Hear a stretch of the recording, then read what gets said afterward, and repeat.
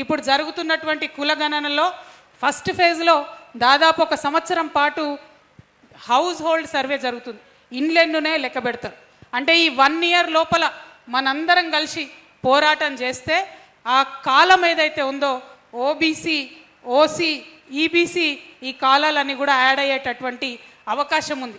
ఈ 11 నెలల సమయం మనం పోరాటం చేయకుండా టైంపాస్ చేస్తే మళ్ళా 10 ఏళ్లకు సెన్సస్ జరుగుతుంది, ఇప్పట్లో జరగదు.